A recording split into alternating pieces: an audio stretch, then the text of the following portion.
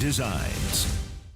A rare dry night for many of us out there across the First Coast this evening, and not a drop of rain to be seen on radar or out there across our cameras, but certainly can't say the same thing about the past month really here across much of the First Coast and specifically Jacksonville. So let's crunch the numbers. We've gotten over a foot of rain specifically in Jacksonville here this month. That's over 6 and nearly a half inch of rain above average.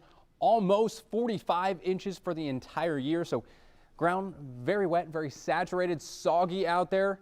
And we're not going to be really drying out anytime soon. Now, the good news is that we're not going to see widespread rain chances here this week. So due to high pressure just off to our east and northeast, that's going to keep us in this fairly strong easterly flow, which is really going to push that sea breeze in earlier in the afternoon. So our rain chances this week will be very isolated, primarily between about 11 a.m. and 3 to 4 p.m. each afternoon along that I-95 corridor. But by 4, 5 o'clock at the latest, all of those rain chances are going to start to push west of Highway 301, if not out towards the I-75 corridor. So any sports practices, any outdoor plans you have this week after about 4 o'clock, you should be all right. And again, these are going to be very isolated chances. So only about 30% of us could get hit with a shower or downpour tomorrow afternoon.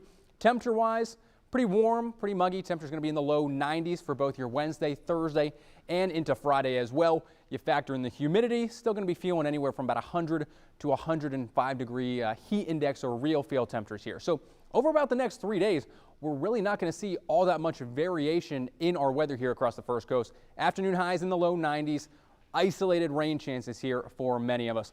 And then for the weekend, obviously a holiday weekend, when I know we're going to be talking about football. Ashley Gonzalez, she's over there. She's going to have a full look at high school football and college. But if you are having to go up either to Athens or out west to Gainesville, overall, pretty nice weather for both games. ACC, SEC action there for you. But really, again, not a whole lot's going to be changing through the end of the week and really even into the weekend. But there's going to be the next big story.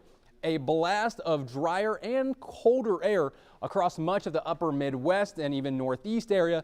That's going to eventually plunge down towards us by the start of early next week. Now, we do expect the cold front to pretty much stall out right around Columbia, South Carolina, Atlanta.